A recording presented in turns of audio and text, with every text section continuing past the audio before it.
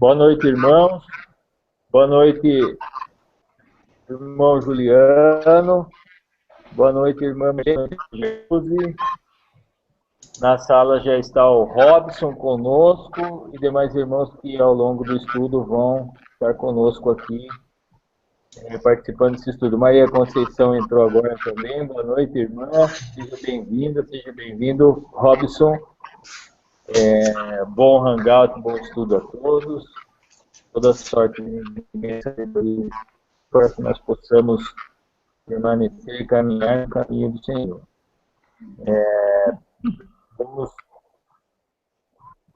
Vamos fazer a oração inicial, que é de costume, para que nós possamos abrir as Escrituras, a palavra de nosso Pai. Vamos orar, pastor? Sim, vamos orar. Boa noite, Maria da Conceição, um abração para você. Boa noite, meu irmão Robson, extensivo à irmã Roseli, pastora Roseli, que o Senhor abençoe vocês aí. Extensivo aos filhos familiares, boa noite, Marcílio, boa noite, Maria Eugênia. Demais amigos e irmãos que vão entrar nesse hangout. Que Deus possa nos abençoar, dando um excelente estudo nesta noite. Senhor Deus e Pai, nós queremos agradecer a Ti, a Tua presença entre nós, como nosso Deus verdadeiro e poderoso, que nos assiste em todos os momentos, especialmente nessas horas, quando vamos fazer uso da Tua palavra, para transmitir àquelas pessoas que participam conosco e que vão participar no futuro, essas verdades que podem transformar as nossas vidas. Que o Senhor possa usar com poder e graça o teu servo irmão Rogério, que ele seja um instrumento poderoso nas tuas mãos, para a glória e louvor do teu nome e para a transformação de vidas. Pai querido, abençoa a vida do Marcílio, obrigado pela recuperação da Vânia, toma o Davizinho em tuas mãos, abençoa os seus negócios, Deus, o seu trabalho, dá-lhe disposição, sabedoria cada dia. Meu Robson, esposa, lá e familiar, Conceição, toma sua esposa nas tuas mãos, opera naquela vida, Deus, e dá conforto, força e vigor à Conceição cada dia para vencer as lutas do dia a dia. Abençoa Maria Eugênia, seus filhos, sua vida, enfim, que tudo que a tua Senhora fizer seja dentro da tua orientação. Toma-nos nas tuas mãos, os que vão participar, que cada pessoa que estará ouvindo esse estudo, seu coração possa estar sendo trabalhado pelo teu Espírito Santo, para que haja transformação de vidas. Como igreja, nós estamos orando agradecidos, em nome de Jesus, o nosso Senhor. Amém. Amém. Amém, Senhor. A irmã Maria Eugênia, se quiser fazer alguma consideração, o irmão Robson também está na sala conosco aí, irmão. Fique à vontade, viu? Ô, Marcílio, não tenho certeza se era hoje, a irmã Joana ia estar viajando, a gente ia apresentar ela em oração, né? E amanhã eu também vou estar viajando. Amém? Amém. Amém. Eu não sabia, eu recebi um recado dela no Skype, mas eu não sabia disso, não. Mas amém, a gente ora sim. Vamos iniciar, irmão Rogério? Vamos sim. Vamos. Uma boa noite a todos, que a graça de Jesus, o amor de Deus, o Pai, na comunhão do Espírito Santo esteja com todos os amados irmãos e irmãs, aqueles que estão conosco participando, aqueles que um dia participarão, que Deus possa realmente abençoá-los grandemente a todos. Amém.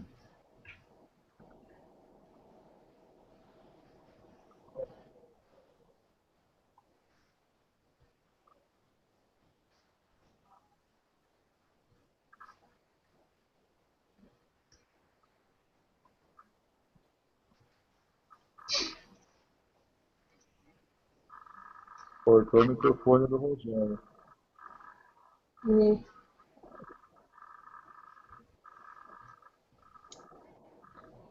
Os irmãos estão me ouvindo? Agora sim, irmão. Ah, ok. Agora sim, o irmão. Cortou o microfone do irmão. Acho que não sei o que aconteceu, não. Mas agora tudo bem. Tá tudo certo então agora? Agora sim. Amém. Pode continuar. Então vamos iniciar. O irmão Júnior Ramos está na sala também.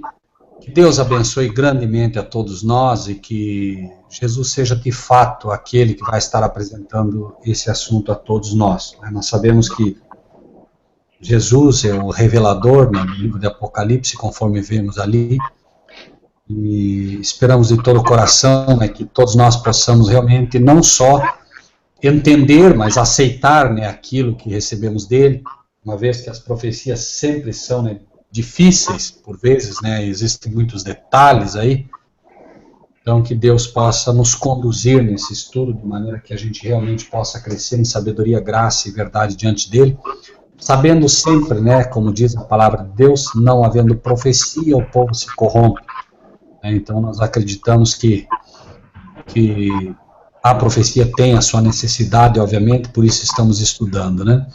Pastor Juliano, um abraço, com todo carinho, saudade do pastor, que Deus possa abençoá-lo grandemente, pastor. Amém, obrigado.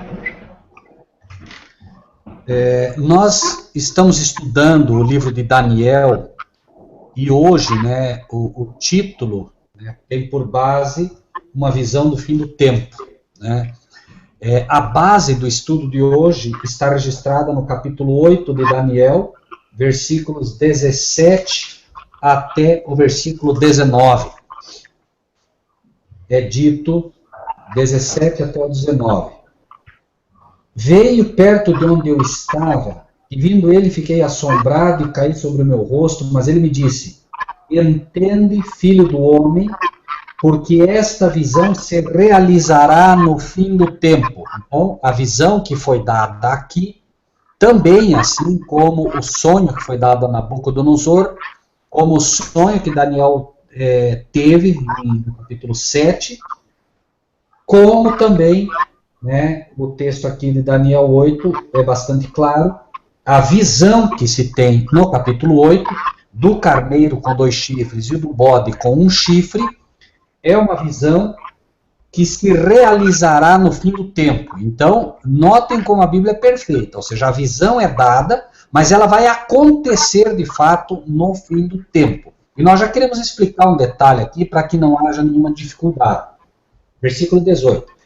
Estando ele falando comigo, caí com o meu rosto em terra, adormecido. Ele, pois, me tocou e me fez estar em pé. E disse: eis que te farei saber o que há de acontecer no último tempo da ira, porque ela se exercerá no determinado tempo do fim. Quando nós lemos, irmãos, as profecias, sempre tendo em mente que Daniel é a profecia e o Apocalipse é a revelação, muitas vezes ocorrem dificuldades porque nós entendemos uma determinada interpretação da profecia. Quando conseguimos entender ou ouvir uma interpretação à base da palavra de Deus, que já é difícil em profecia, muitas vezes nós ouvimos um assunto, nós entendemos ele, conseguimos pelo discernimento que Deus nos dá, ver que de fato está correta a aplicação, mas existe uma coisa que nós não podemos esquecer. Nada, e isso é um conceito base para o estudo da profecia, a gente nunca pode esquecer isso. Nada há de novo debaixo do sol. O que foi, será. E o que aconteceu, vai acontecer de novo. Então, isso é uma base para estudo da profecia. As coisas na palavra de Deus, elas acontecem novamente. Então, quando você lê, por exemplo, o capítulo 17, o versículo 17, que está aí na tela, que diz: veio perto de onde eu estava, vindo ele, fiquei assombrado e caí sobre o meu rosto, mas ele me disse: entende, filho do homem, porque esta visão se realizará no fim do tempo. Então aqui ele está dizendo que essa visão vai se realizar no fim do tempo.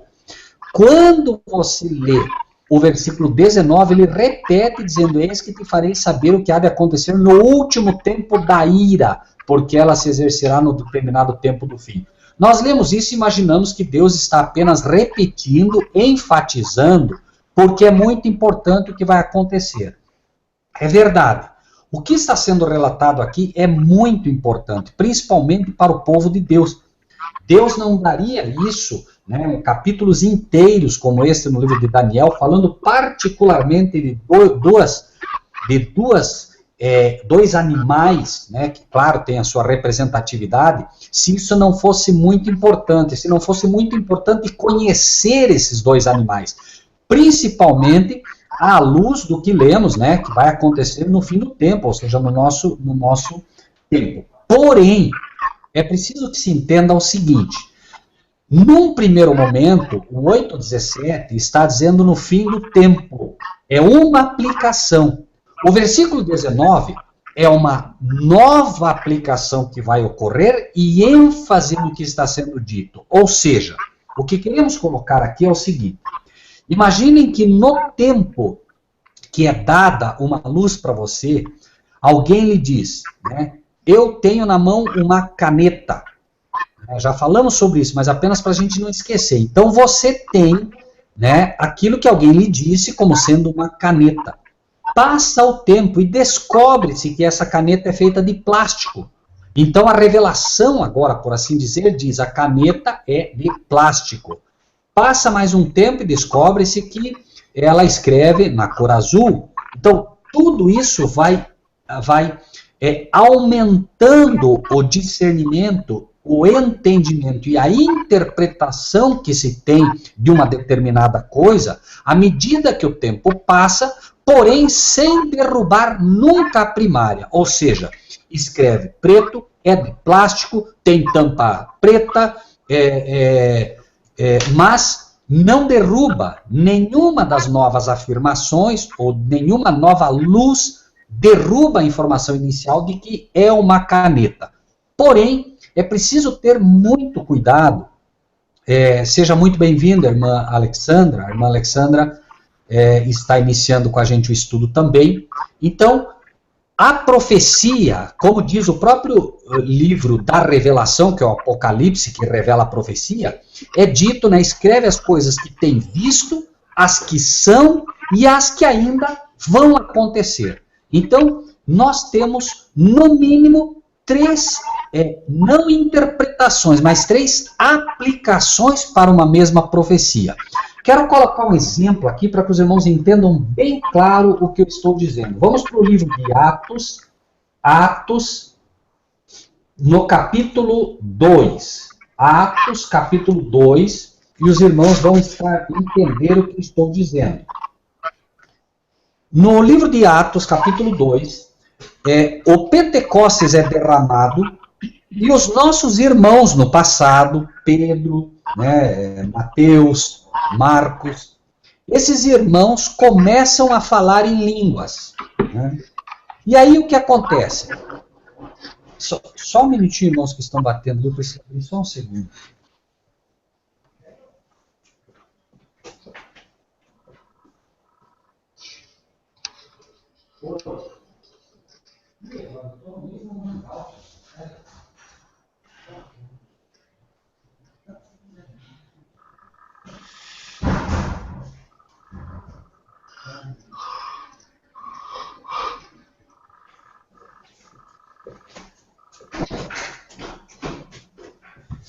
Por favor, me perdoem, amados de Deus, um irmão acaba de chegar aqui, eu tive que abrir a porta lá para ele. Bom, no livro de Atos, nós entendemos, irmãos, que o que acontece aqui é que eles passam a falar em línguas, e olha o que é dito no versículo 15. Começaram a acusar eles de estar embriagados. E aí, no versículo 15 é dito: esses homens não estão embriagados, como vós pensais, sendo esta a 3ª hora do dia. Note agora o ponto que queremos dar ênfase. O versículo 16 diz: mas isto é o que foi dito pelo profeta Joel. E nos últimos dias acontecerá, diz Deus, que do meu espírito derramarei sobre toda a carne. E os vossos filhos e as vossas filhas profetizarão, e vossos jovens terão visões, e os vossos velhos sonharão sonhos. Né? Veja que interessante. Aqui, ele está dizendo, Pedro está dizendo, que o que está acontecendo aqui não é que eles estão embriagados. O que está acontecendo é que a profecia do profeta Joel está se cumprindo.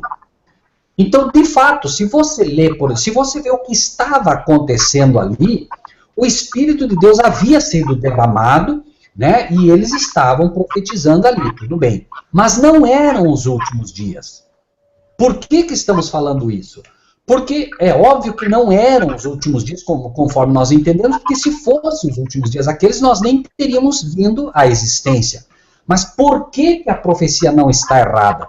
Porque ela estava se cumprindo parcialmente. E é assim com as coisas de Deus. Então, por exemplo, duas coisas ali, pelo menos, são apresentadas de forma assim rápida.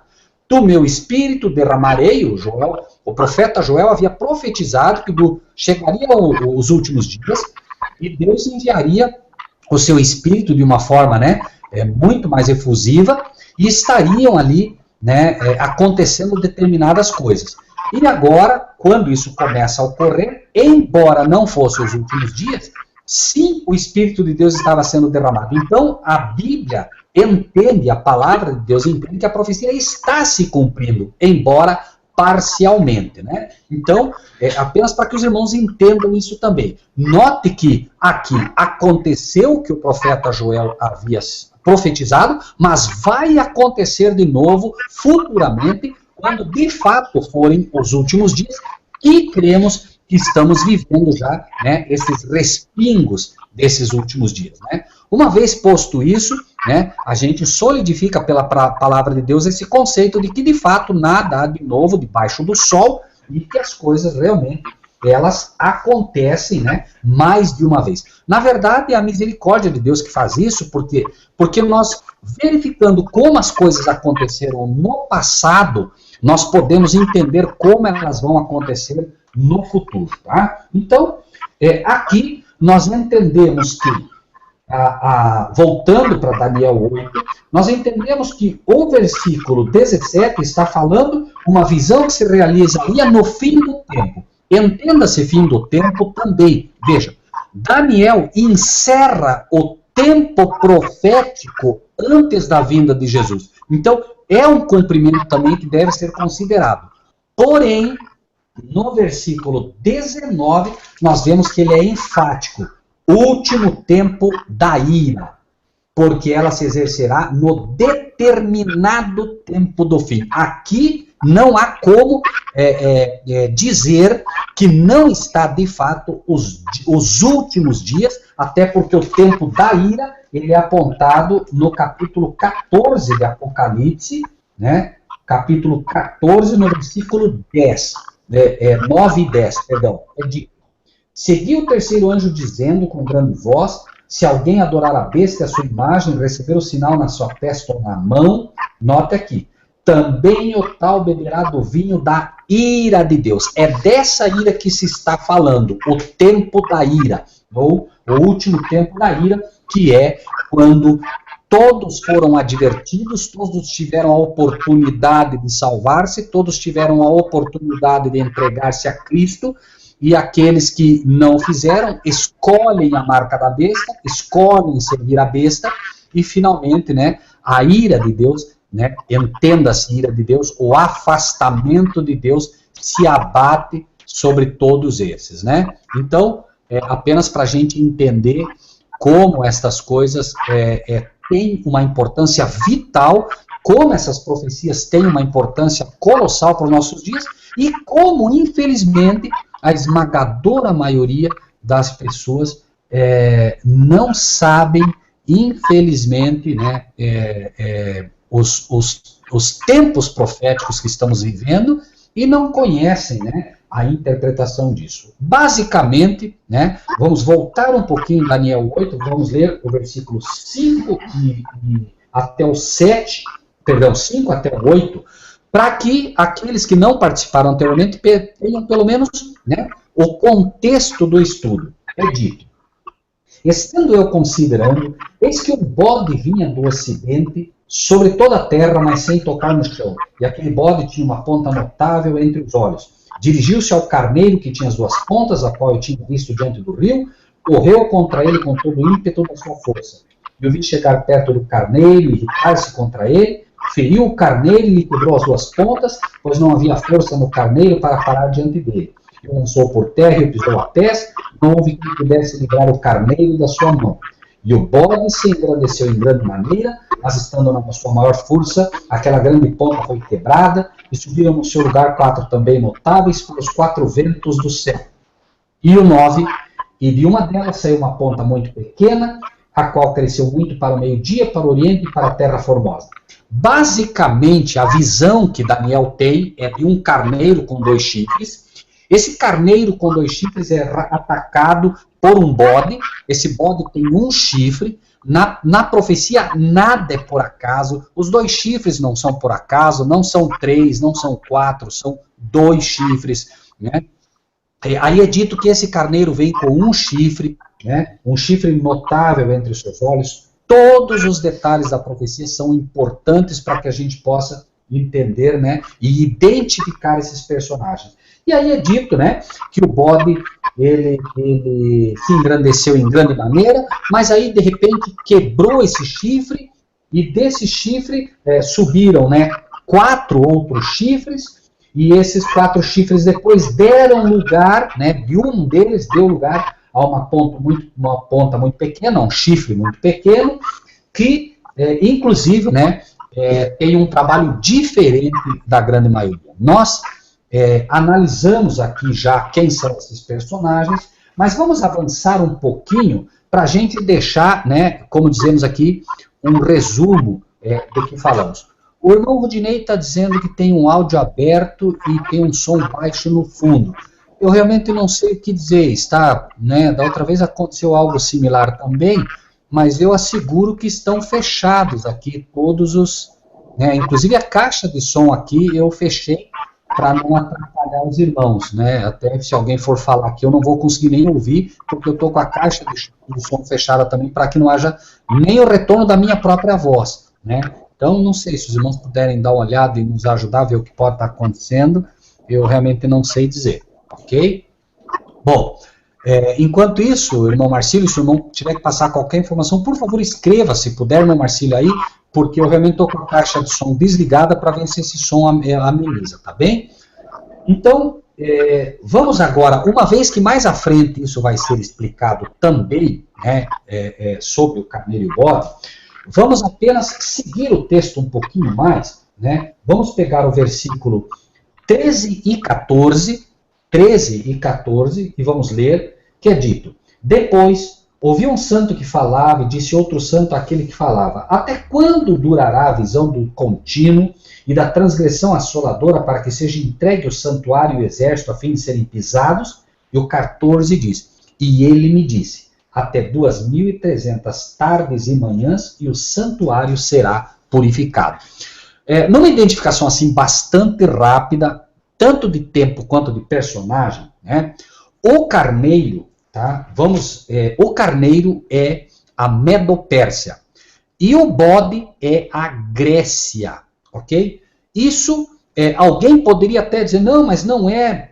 Na verdade, é bastante simples essa interpretação, porque a própria Bíblia é quem diz isso. Os versículos 20 e 21 do próprio capítulo 8 dizem: aquele carneiro que viste com 2 pontas são os reis da Média e da Pérsia, mas o bode peludo é o rei da Grécia, e a ponta grande que tinha entre os olhos é o rei primeiro. Então veja, a própria Bíblia interpreta isso, né? Nós não precisamos avançar nisso, né? Vamos apenas colocar alguns detalhes aqui para que a gente veja, né, como, muito embora a Bíblia apresente isso, se fosse apenas para entendermos os reis da Média e da Pérsia, não seria necessário todos os detalhes que são dados. Os detalhes são dados justamente e principalmente por causa da segunda interpretação, que é a contemporânea, né, que é a mais, digamos assim, para hoje, né, uma vez que a primeira situa a gente na profecia, com a Grécia e a Medopérsia, mas a interpretação contemporânea é aquela que está mais próxima de nós e é aquela que hoje é a mais importante. Porém, vamos ver aqui rapidamente o que é dito. Vejam, o versículo 7 e o versículo 8 identificam tanto o carneiro quanto o bode, né, em relação ao que aconteceu. Vejam, o carneiro tinha 2 pontas, 2 chifres, nós sabemos que era a Medopérsia, por quê? Porque o rei Dario o Medo e o rei Ciro estavam unidos, essas eram as 2 pontas, os 2 chifres, os 2 poderes, chifre em profecia é poder, então esse reinado, o reino da Medopérsia, tinha, né, esses 2 chifres, esses 2 poderes que eram Dario e Ciro.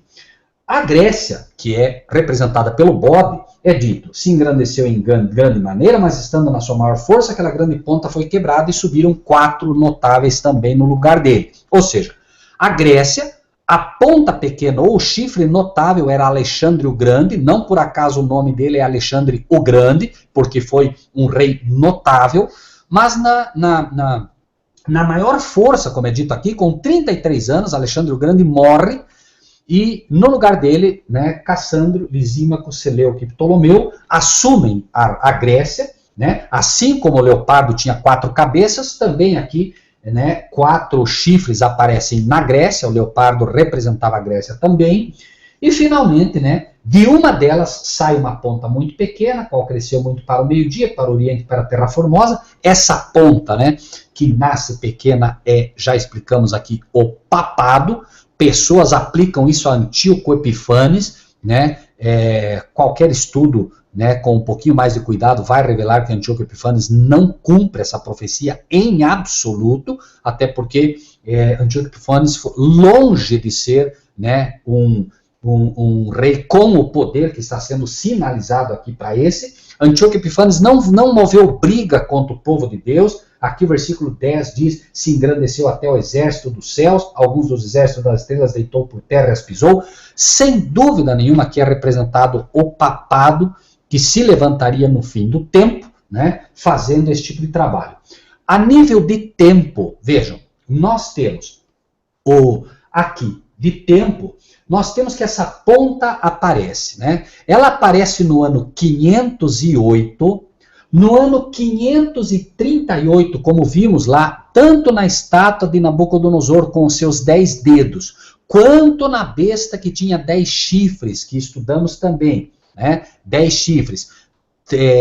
3 dos chifres que foram derrubados, que mostramos aqui, os ostrogodos, os visigodos e os érulos, que foram os 3 povos que o papado dizimou. O papado simplesmente acabou com esse povo, não ficou herança, né? Os alamanos viraram o que hoje conhecemos como os alemães, os francos, os franceses, os burgúndios, os portugueses, enfim, todos eles tiveram, aí, os anglo-saxões da Inglaterra, todos eles existem ainda hoje, mas esses 3 são aqueles que a profecia mostrava que o chifre pequeno arrancaria, né? Então, como já estudamos isso, não queremos bater muito nessa tecla, mas queremos apenas agora, uma vez identificado que no ano 508 o papado se estabelece, então no tempo da profecia do chifre pequeno, estamos aqui no ano 508, quando ele derruba, né, os érulos, os vândalos e os ostrogodos, ficam agora, né, simplesmente ela com o seu poder no ano 538, no ano 538, o último desses poderes, que eram os ostrogodos, são derrubados, o papado agora está na sua pujança de poder, começa a perseguição, começa a inquisição, eles começam, né, a perseguir violentamente os cristãos. Note que aqui é dito que ele se engrandeceria até o exército dos céus, no versículo 10, né, e alguns do exército e das estrelas deitou por terra e os pisou, e o versículo 11, né, se engrandeceu até ao príncipe do exército, ou seja, né, até contra o próprio Cristo, uma vez que o papado, né, a declaração ex-cátedra do papado é que o papa não é apenas o representante da terra, né, o representante de Deus na terra, mas o próprio Cristo feito carne. Veja que até contra o próprio príncipe do exército, ou seja, tentando tirar, né, o local que pertence apenas a Cristo Jesus, né, e diz, e por ele foi tirado o contínuo, ou seja, né, o sacerdócio perpétuo, que é o sacerdócio única e exclusivamente de Cristo, foi retirado pelo papado. O papado se diz o sacerdote de Deus na terra, e é dito também no versículo 11 que o lugar do seu santuário foi lançado por terra, né? O papado coloca o Vaticano como lugar do santuário de Deus, quando, na verdade, o verdadeiro santuário de Deus é, em primeiro lugar, o santuário que está no céu, conforme o livro de Hebreus, e em segundo lugar, nós que somos o templo do Espírito Santo, esse é o santuário que Deus quer habitar, né? E o papado, né, coloca, tirando o lugar do santuário de Deus, como diz o texto, coloca o santuário de Deus como se fosse em Roma, né? Como se pudesse, né? Roma, o Vaticano, né, com todos os pecados que já foram cometidos ali dentro, pudesse ser o santuário de Deus na terra, né? O Daniel vê isso tudo e aí faz uma pergunta, né? O santo que está ali representado nessa visão, no versículo 13, diz: depois ouvi um santo que falava e disse outro santo àquele que falava: até quando durará a visão do perpétuo? Contínuo é perpétuo. Lembrem-se, a palavra sacrifício que está ali não pertence ao original. Até quando durará a visão do contínuo sacrifício? Vocês podem ver na Bíblia de vocês, a palavra sacrifício está numa letra itálica, numa letra inclinada, porque ela não é do original. O texto não pode ser lido até quando durará a visão do contínuo sacrifício, mas sim até quando durará a visão do contínuo, né? Até quando durará a visão do perpétuo. E não se assustem, o perpétuo aqui também tem duas aplicações. Lembrem-se que nós estamos estudando a primeira aplicação primeiro, depois vamos aplicar a outra. Primeiro vamos assim, para não nos perdermos, né? Aí, o versículo 13, então, e finaliza a pergunta, então, até quando durará a visão do perpétuo e da transgressão assoladora? Até quando eles vão estar transgredindo com uma transgressão que traz a desolação, para que seja entregue o santuário e o exército a fim de serem pisados? Até quando isso vai acontecer? Até quando o povo de Deus vai estar sendo pisado? Até quando o teu santuário, Pai, vai estar sendo pisado dessa maneira? Até quando? E aí a resposta no 14.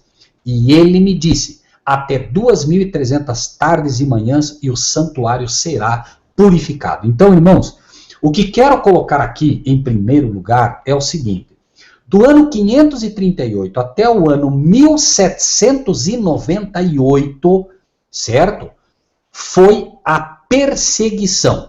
Quando ele pergunta até quando vai isso, é dito: até 2.300 tardes e manhãs o santuário será purificado.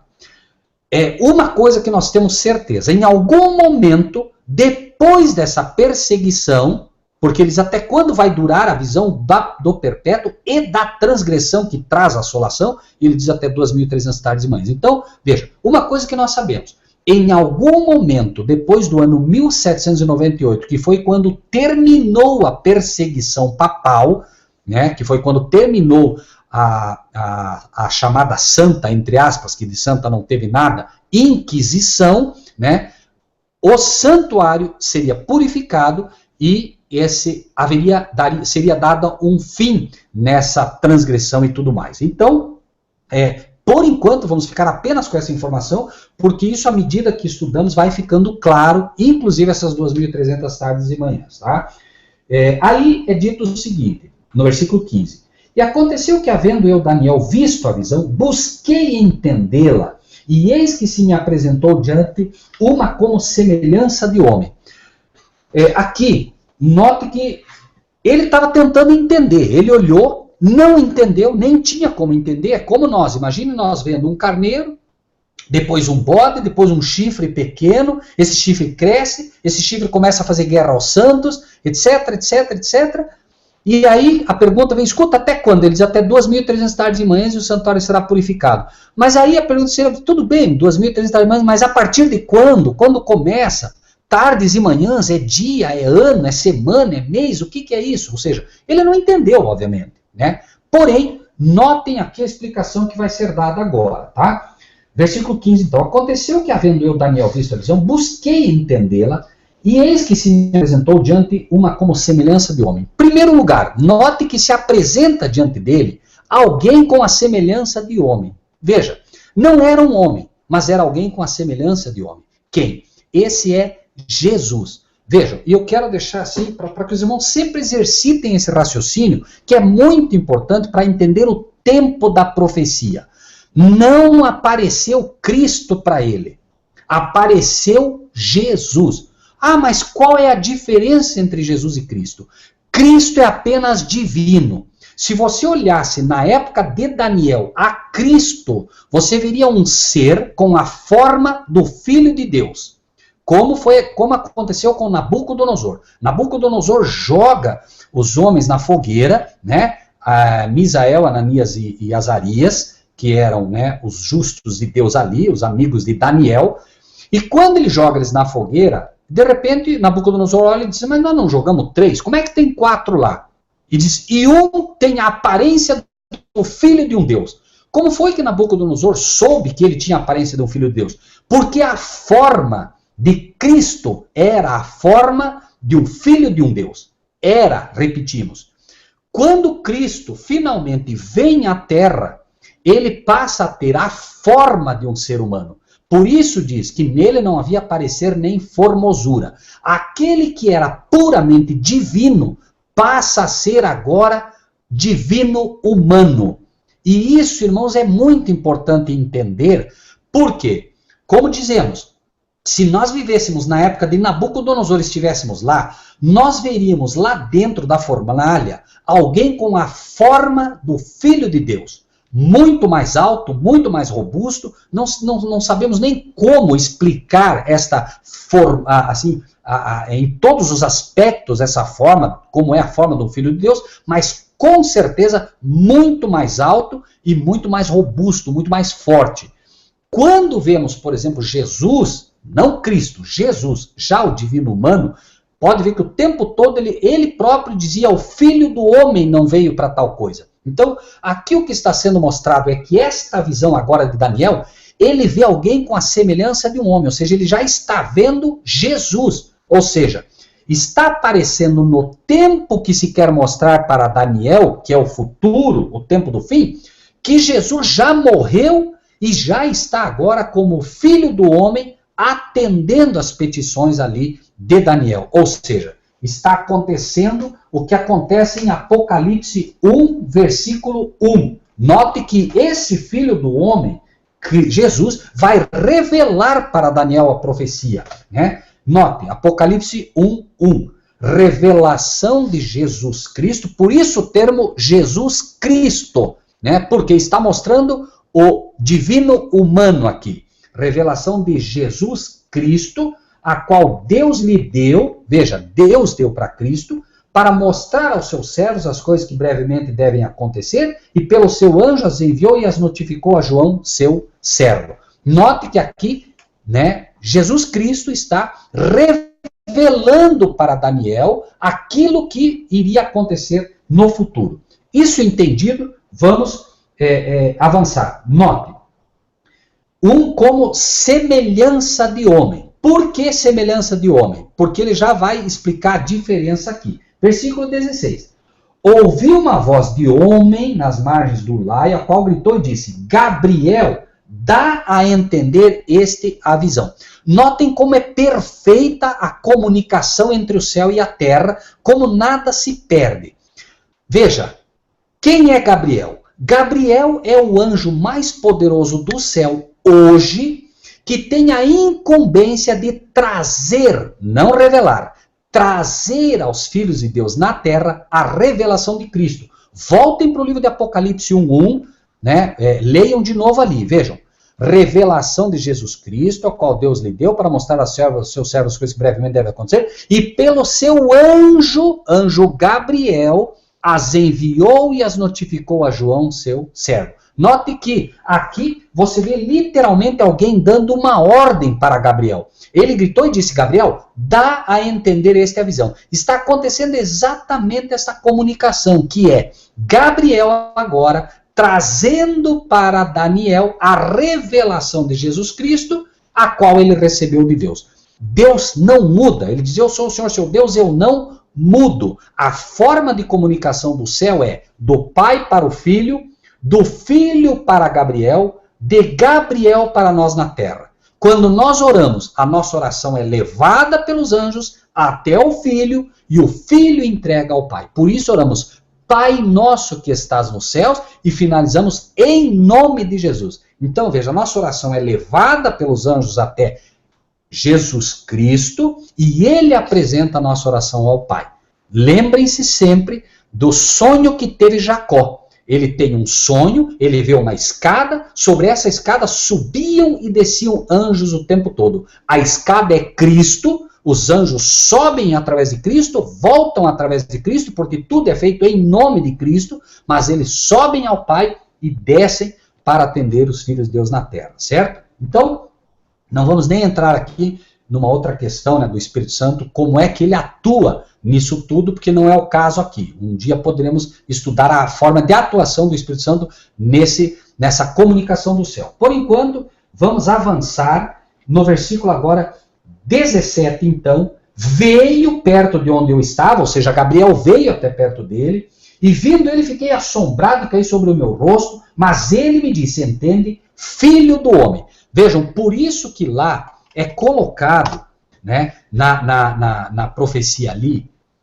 é colocado a questão de um semelhante ao Filho do Homem para diferenciar Jesus Cristo de Daniel. Porque Daniel é chamado de Filho do Homem aqui. Claro, o anjo vem e diz Filho do Homem. Ótimo, é assim mesmo.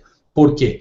Porque o tempo todo, né, os anjos reconhecem toda a história humana, né? Então, Daniel é identificado como Filho do Homem e Jesus Cristo é identificado como semelhança de homem, para que não tenha dúvida de que, né, porque poderíamos imaginar aqui que quando ele dissesse apenas Filho do Homem para Jesus e para Daniel, fosse a mesma coisa. Não, a diferença está exatamente para a gente entender que Jesus, embora humano, tem o caráter divino humano, diferente do homem que tem um caráter meramente humano, ok?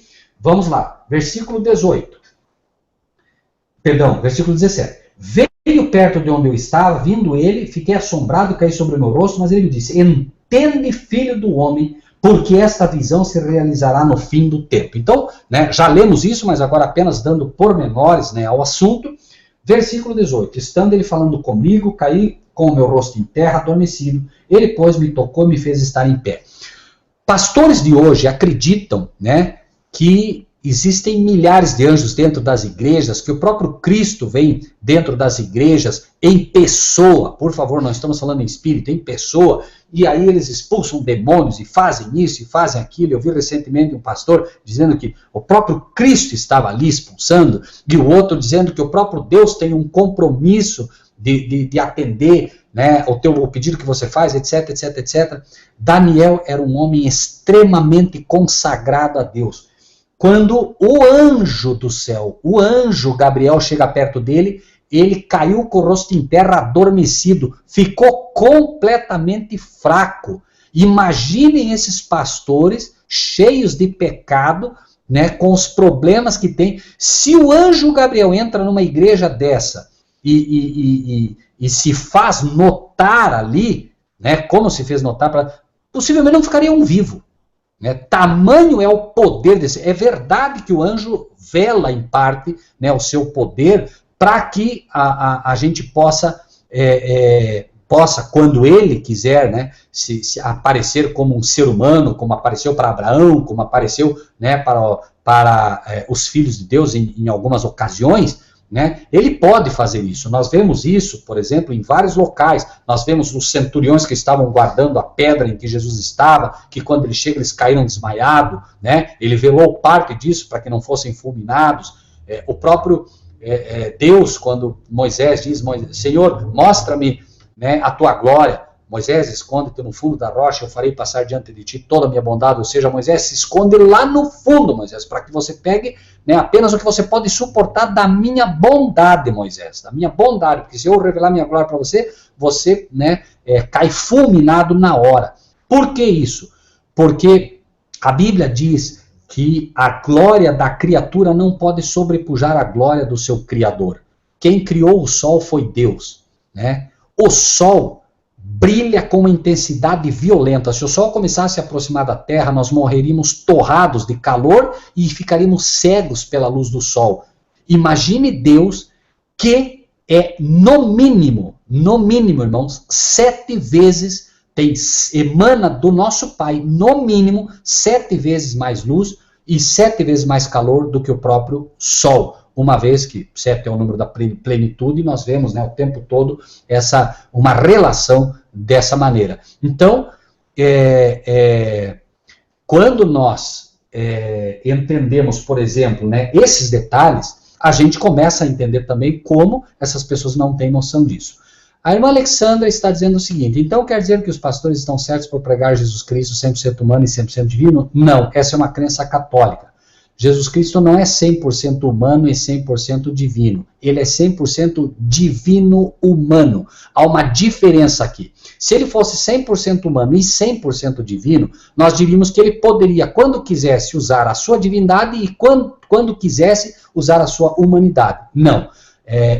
Há uma simbiose. Ele é, repito, divino-humano. Não vamos estudar isso agora, tá? Porque nós entraríamos num tema assim, um pouco mais complexo e não é o caso. Mas apenas, irmã Alexandra, para entender. Os pastores erram porque eles não creem que é uma só natureza. Eles entendem que é duas.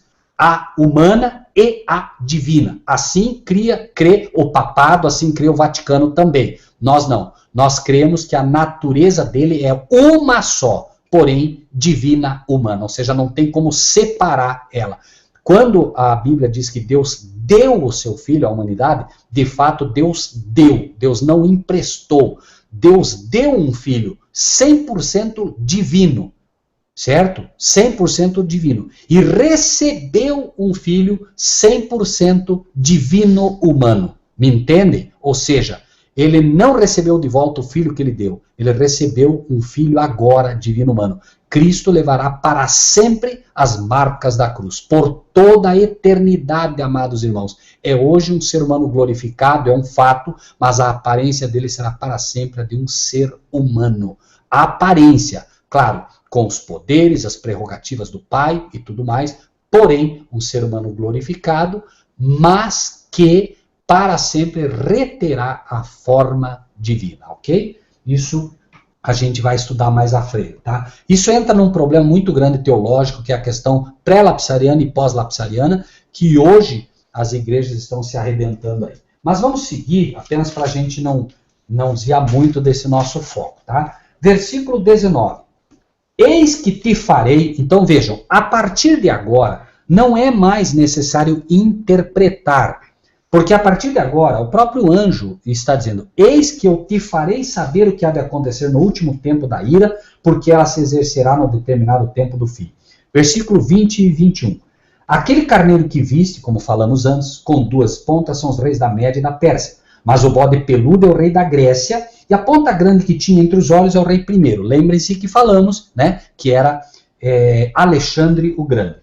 O ter sido quebrada, levantando-se 4 em lugar dela, significa que 4 reinos se levantarão da mesma nação, mas não com a mesma força dela. Falamos exatamente isso, né? Que os reinos agora ficaram Cassandro, Seleuco, Lisímaco e Ptolomeu, que cada um deles formou um reino, né? Dividindo Grécia em 4 partes, mas diz o texto, não com a mesma força. De fato, Grécia nunca mais foi a mesma, tanto que pouco tempo depois ela se arrebenta toda, né, e entra em cena o 4º poder mundial, que seria Roma. Né?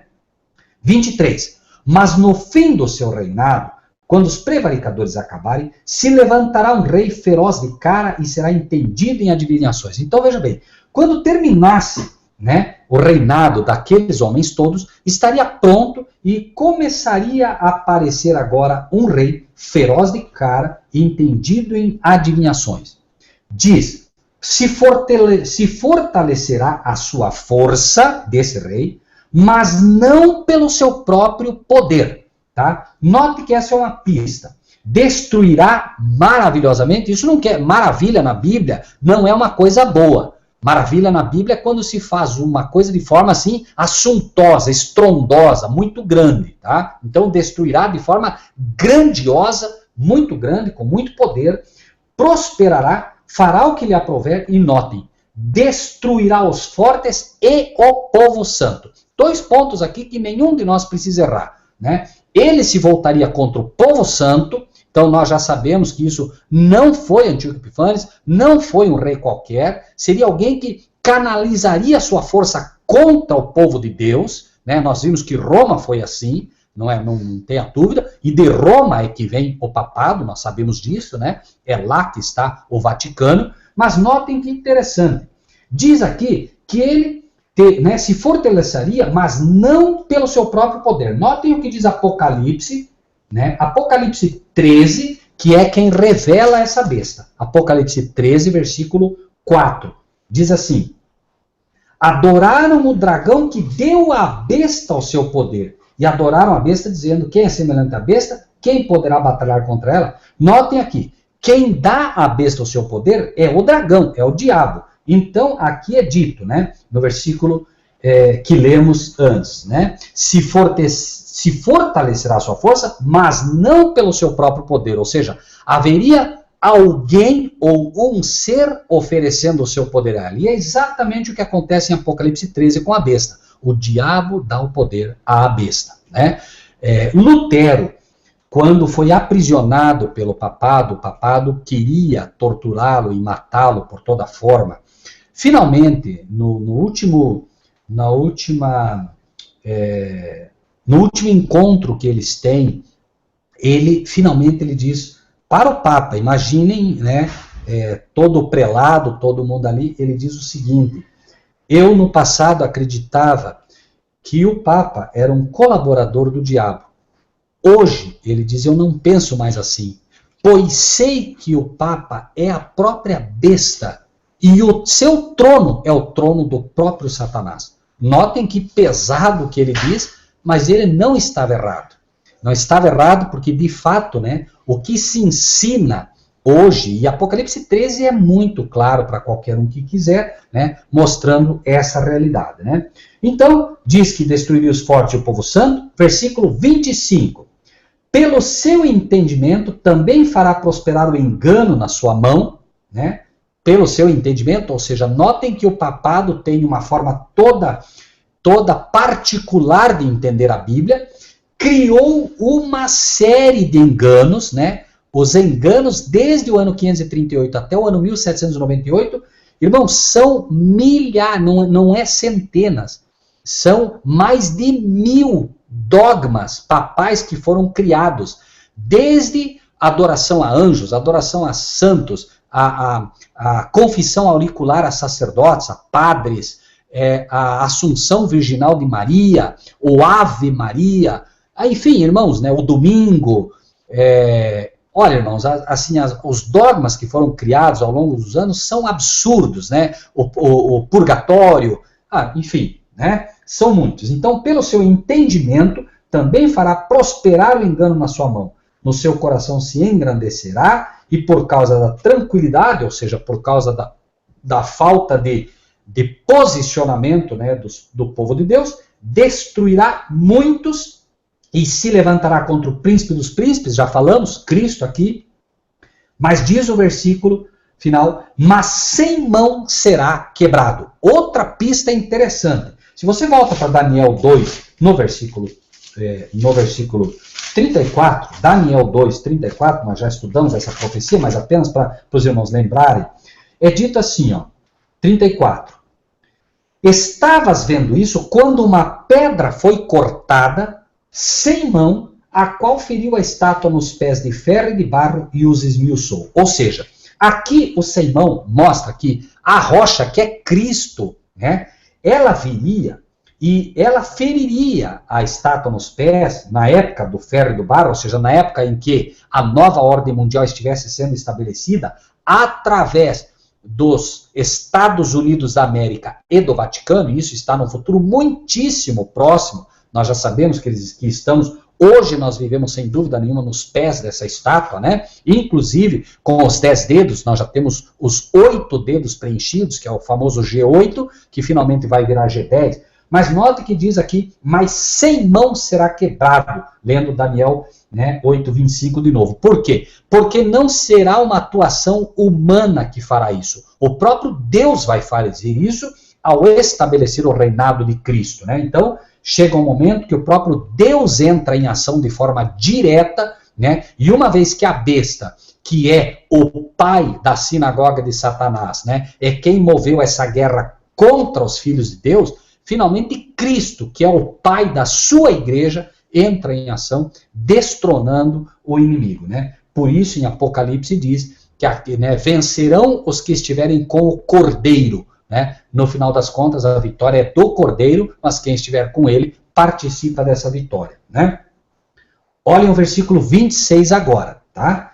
E a visão da tarde e da manhã que foi dita é verdadeira. Então veja, ele explica o que foi visto, mas note que quando chega na visão, ele só diz o seguinte, olha, a visão da tarde e da manhã que foi dita é verdadeira. Tu, porém, cerra a visão. Ou seja, Daniel, por enquanto, tu cerra essa visão. Essa visão aqui das 2.300 tardes e manhãs, Daniel, por enquanto deixa ela fechada, certo? Porque só daqui a muitos dias se cumprirá. Claro, foram dados 2.300 tardes e manhãs. Ele diz, só vai acontecer isso daqui a muitos dias. Veja que ele mostra que há uma aplicação, certo? Para o carneiro, que era a Medo-Pérsia, e para a Grécia, que era o bode, mas aqui ele diz, não, isso aqui é muito para frente, Daniel. Então, por enquanto, deixa aí. Tu, porém, cerra a visão, porque só daqui a muitos dias se cumprirá, tá? E aí, o 27. E eu, Daniel, enfraqueci e estive enfermo alguns dias. Claro, por quê? Primeiro porque a visão mostrou para ele o tempo do fim. Imagine você agora ter uma visão falando do tempo do fim. Imagine você ter uma visão amanhã do tempo do fim. Pode ter certeza que a visão de um tempo do fim, ela é tão espantosa, ela é tão assustadora, que ele ficou doente. E eu, Daniel, enfraqueci e estive enfermo alguns dias. Então levantei-me e tratei do negócio do rei. E espantei-me acerca da visão. Que visão? 2.300 tardes e manhãs, porque a outra foi explicada para ele. Repetimos. Espantei-me acerca da visão e não havia quem a entendesse. Irmãos, o que Daniel está dizendo aqui pode ser usado para hoje sem dúvida nenhuma, né? Eu, Daniel, enfraqueci, estive enfermo alguns dias, então levantei-me, tratei do negócio do rei, espantei-me acerca da visão, e não há quem entenda. A profecia das 2.300 tardes e manhãs, irmãos, nós temos só no Brasil hoje 5.000 igrejas estabelecidas. Não sei se encontraríamos 10 que poderiam arriscar a explicar essa profecia. Não sei se encontraríamos. Eu não estou falando aqui porque alguém é melhor do que outro. Não, irmãos. Simplesmente para ver que de fato não há nada novo debaixo do céu. Daniel diz, não havia quem a entendesse, e hoje também pode-se com propriedade dizer, não há quem entenda essa profecia, né? E olha a importância dela. Tão importante que foi dada para Daniel, foi dito, Daniel, é verdadeira, Daniel, não duvide. No momento, inclusive, que nós estudarmos, por favor, irmãos, não duvidem da profecia, né? Procurem apenas ver se é bíblica ou não é. Porque muitas vezes eu já vi, por exemplo, debates que dizem, não, a profecia das 2.300 tardes e manhãs, isso aí é coisa do adventista. Irmão, isso é coisa da Bíblia, não tem nada de adventista. Se você crê no advento do Senhor, né, você tem que crer nas profecias bíblicas. E se a profecia bíblica é interpretada biblicamente, não importa se ela veio dos testemunhas de Jeová, se ela veio, irmãos, não importa se ela veio de uma criança de 8 anos. Nossa questão não é perguntar de onde veio ou de onde não veio. Nossa questão é perguntar se é bíblica ou não. Essa é a única pergunta. Eu não posso ter nada contra nenhuma doutrina católica, se ela for bíblica. Se me disserem, por exemplo, né, que no momento que a Igreja Católica ensinar que não se deve adorar imagens, amém. Se isso acontecer, amém. Não é porque vem da Igreja Católica que não está certo. Nós somos um povo bíblico. Então, repetimos, né? A profecia das 2.300 tardes e manhãs, como é dito, é verdadeiro. Diz Daniel, não havia quem entendesse. E nós vamos ver realmente que foi encerrada essa visão. Tanto que Daniel, ele vai jogar isso para frente, mas nós vamos ver que somente lá em Apocalipse é que vai ser entendida essa visão no tempo em que ela é aberta para o estudo, né? Então, irmão Marcílio, nós, no próximo estudo, vamos entrar imediatamente, né, nesta profecia, vamos abri-la com todos os pormenores, pela graça de Deus, e no momento, né, são 9h30, nós estamos com praticamente 1 hora de estudo, nós abrimos agora para quem, né, tiver alguma pergunta, quem quiser fazer algum comentário, irmão Marcílio é com o irmão, tá bem? Ok, perfeito. Rogério, vamos dar uma olhada na sala, ver se algum irmão escreve no chat, para nós podermos fazer a colocação feito nos outros estudos.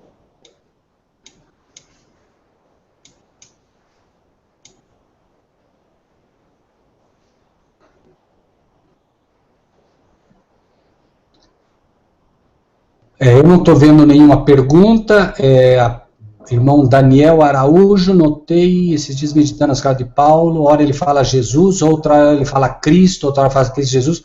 Amém, irmão Daniel, é exatamente isso, né? O objetivo, não só de Paulo, tá? Mas de todos os autores inspirados, quando se fala Jesus, ele quer que você entenda que ele está dando ênfase à humanidade do nosso Salvador. Quando fala Cristo, ele quer que você entenda que ele está dando ênfase à divindade do nosso Salvador. Quando ele usa Cristo Jesus, ele está trabalhando a divindade e a humanidade combinadas nesta ordem. E quando fala Jesus Cristo, ele está trabalhando a humanidade e a divindade nesta ordem. Não sei se me entendem aqui. Pergunta interessante a do irmão Daniel, mas é exatamente isso, tá bom, irmão Daniel? Nada na Bíblia é por acaso, tá bem?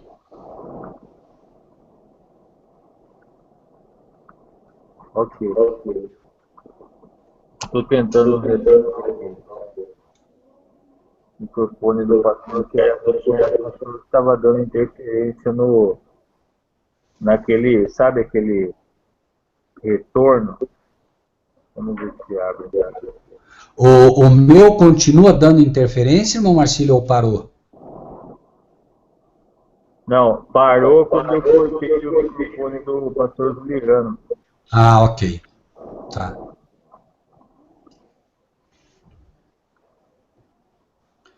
Bom, não sei, o pastor Juliano está com o telefone fechado? Será que não tem que abrir? Às vezes ele tem alguma pergunta? Tá, eu estou tentando abrir aqui. Mas ele quer Aconteceu comentar. isso no começo. Até com o seu microfone mesmo, ele fechou sozinho.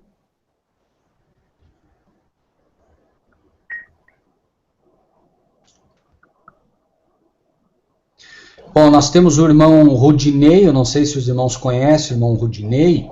Irmão Rudinei, fique à vontade. Qualquer pergunta, meu irmão, tá bem? O irmão está em casa. Por favor, se nós pudermos ajudar, vai ser um prazer. Oi, irmão Robson. Posso fazer uma pergunta? Fique à vontade, se eu puder ajudar. Quando você no começo falou sobre o Pentecoste, como que você vê o reavivamento da Rua Azusa lá em 1906, irmão Rogério? O reavivamento da Rua Azusa, lá na Califórnia. Não, meu irmão Robson, desculpe, não sei o que é isso. Do que se trata? Daquele reavivamento lá de um grupo de irmãos que lá no começo do século XX, eles tentaram fazer o segundo Pentecoste. Foi ali que se deu o início do pentecostalismo, lá nos Estados Unidos. Aí de lá saiu muitas igrejas evangélicas pentecostais, né? Por exemplo, a Assembleia de Deus, a Congregação Cristã, a Igreja Mundial Pentecostal, depois veio a Igreja do Evangelho Quadrangular, né? Que ela saiu lá nos Estados Unidos. E as outras igrejas pentecostais, de 1950 para cá, elas são uma ramificação ali desse reavivamento, né? Ali onde se deu a glossolária. Ah, ok. Irmão, eu estudei uma vez a questão da glossolária, mas eu confesso para o irmão, eu nem conhecia essa questão, né, que o irmão cita, então eu não poderia nem comentar nada sobre isso, irmão, porque realmente não conheço esse aspecto da história, tá bom? Se o irmão conhece e puder nos ajudar, fique à vontade, irmão Robson. Eu realmente não conheço esse aspecto da história, eu me limito a estudar os efeitos, né? Então, tenho visto isso tudo, tenho uma opinião muito clara a respeito, inclusive, desse falso dom de línguas que está por aí. Nós já falamos alguma coisa aqui sobre isso, né? Mas não conheço a história de onde surgiu isso, né? Eu lembro de ter lido sobre a glossolalia, né, sobre esse falso dom de línguas, de como ele surgiu, mas nem atentei para o local especificamente, porque havia pelo menos 2 pontos nos Estados Unidos em que isso ocorreram, uma que eu me lembro que estava inclusive associada às batidas de Rochester, né, mas eu que era o espiritismo também, que nasceu ali, né, mas eu não conheço o suficiente para poder falar sobre isso, tá bom, meu irmão?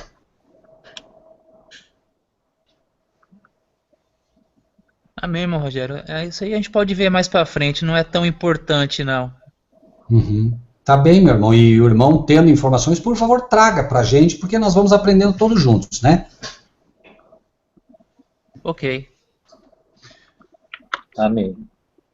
O irmão Daniel está dizendo, né, todos nós que aguardamos o advento do dia de Cristo, como diz Paulo, né, podemos dizer que somos todos adventistas. Concordo plenamente, né, o termo adventista não denota uma igreja, o termo adventista denota um grupo que aceita plenamente o advento de Cristo, né, e ele diz não no 7º dia, mas do advento da segunda vida do nosso Salvador. Correto, né, quem crê no advento de Cristo é um adventista, né. A Alessandra Gomes diz, o que Jesus entregou ao Pai ao vir à Terra? Bom, creio que a pergunta dela é o que é que Jesus entregou ao Pai ao vir à Terra, é isso? Me imagino que sim, né? Na verdade, não é o que ele entrega, né? Ele deixa no céu a sua majestade, né? Uma vez que ele vem como uma criancinha, e ele abre mão da pura divindade dele e assume a humanidade. Passa a ser, como falamos, divino-humano, né?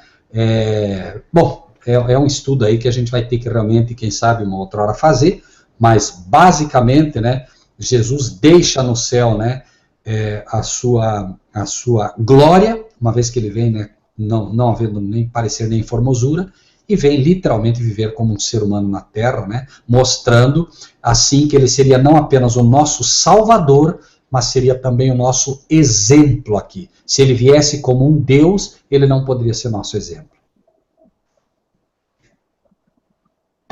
Ok.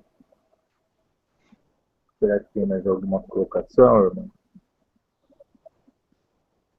A Alexandra. A irmã Alexandra diz ali, né? Agora glorifica-me tu, ó Pai, junto de ti mesmo, com a glória que tinha. É isso mesmo, é o que falamos, né? Ele abre mão da sua glória, da sua majestade, né? E vem à Terra viver como um ser humano. Amém, irmã? Está muito bem colocado.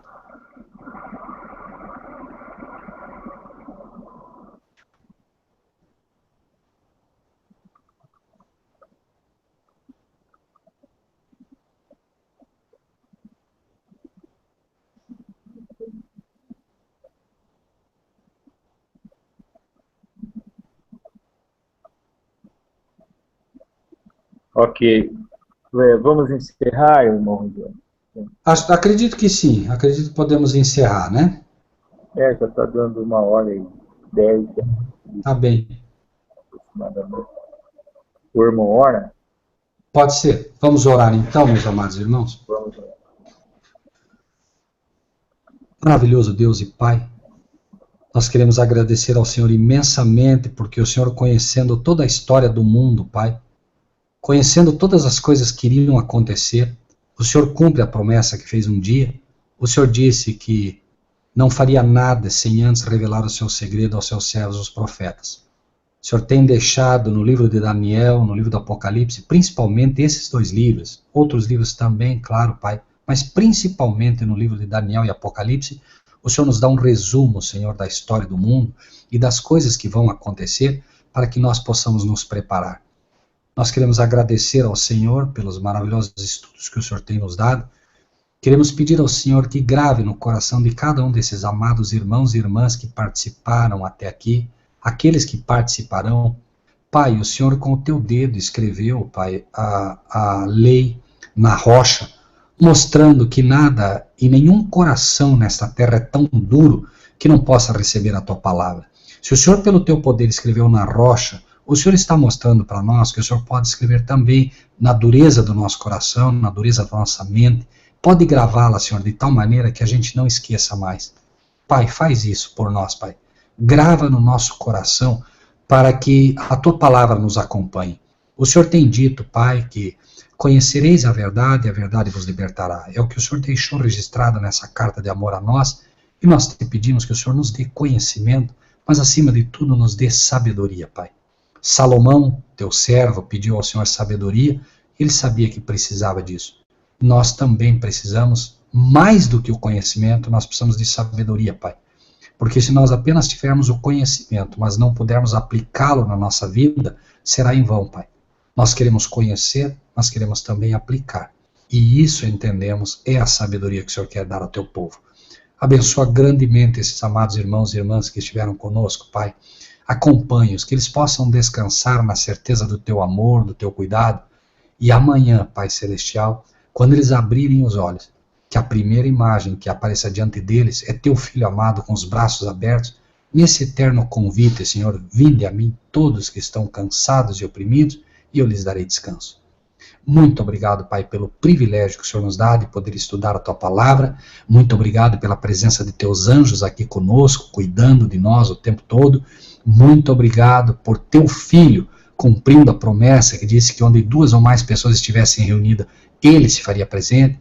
Nós cremos que Teu Filho esteve e está aqui pelo Seu Espírito.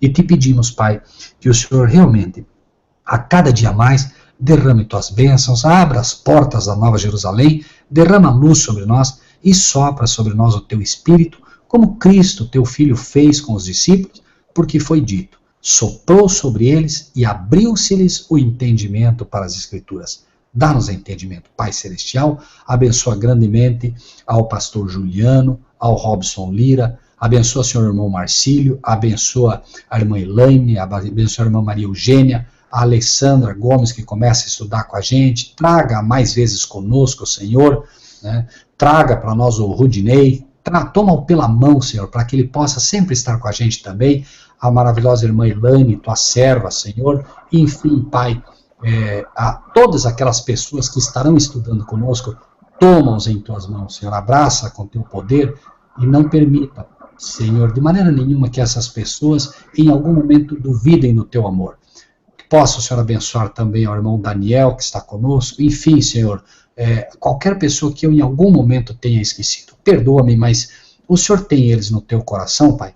Guarda-os. Nós te pedimos todas essas bênçãos, Pai, nos méritos de Cristo Jesus, o nosso Salvador. Amém. Amém.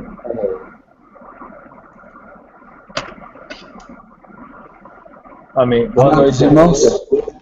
Perdão, irmão Marcelo, pode falar.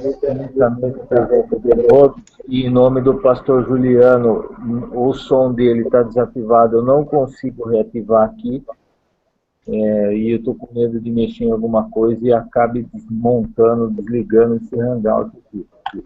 Mas eu tenho certeza que o coração dele está um abraço grande a todos os irmãos que estão na sala.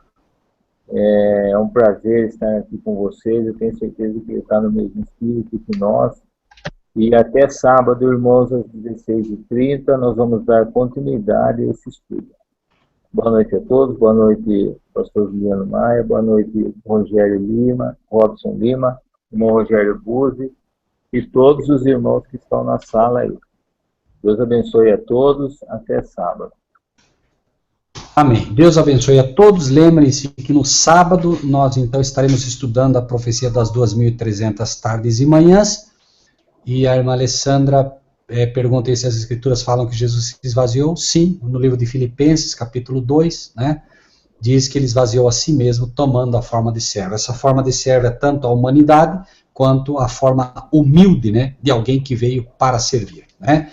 Novamente, muito obrigado pela paciência de todos, que Deus abençoe grandemente a todos vocês. Amém.